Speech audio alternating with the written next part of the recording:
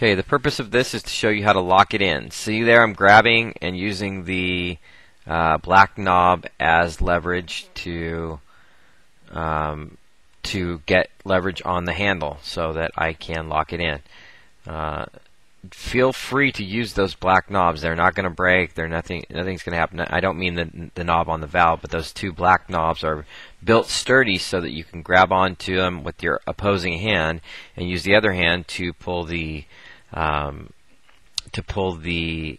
handle over in a secure fashion. So it's not just like an espresso machine where you just pull it and you give it a snug fit and you don't have to grab onto anything. Just like the rest of the machine, it looks like an espresso machine, but it's really nothing about it is like an espresso machine. You need to there's gaskets in the machine where there aren't gaskets in an espresso machine. You need to pull over and give it a firm seal when you're either locking the chamber in or you're taking it off, and you need to use the black knobs, both the steam and the water knob, in order to give yourself the leverage to achieve that that good firm seal. Now, as the parts of the chamber and the gaskets all wear in, it will get easier and easier to do that. But in the beginning, you're going to want to train all of your people to be able to hold on to those knobs in order to get a good firm seal. And you can also use a food grade grease to put on there and then put on the gasket that's up inside of the brewing chamber in order to make the whole thing slide more smoothly while it's working its way in.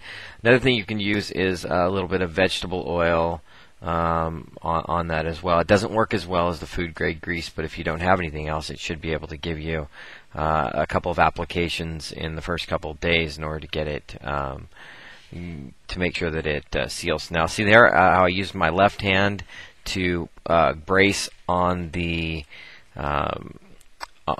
steam wand handle so that I could get the leverage to unlock the brewing chamber. And they're made out of very high quality steel, so there won't be any problems there with them breaking. But as you can see, even when I locked it back in, I used my opposing hand to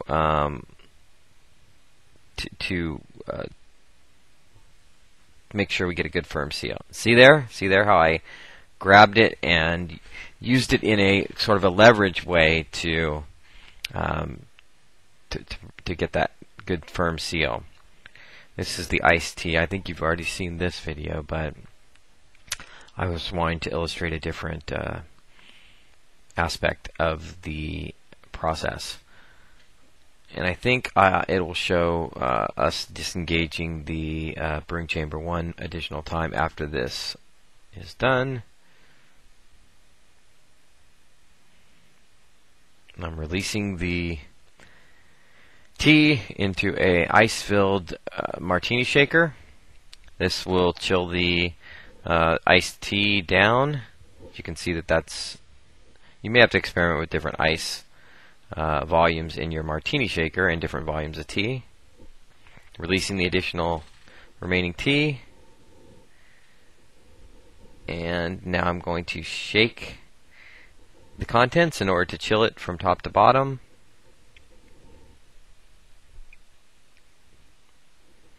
And you have a fresh brewed iced tea, which I've got a spot in New York that's doing over 200 of these a day in their shop.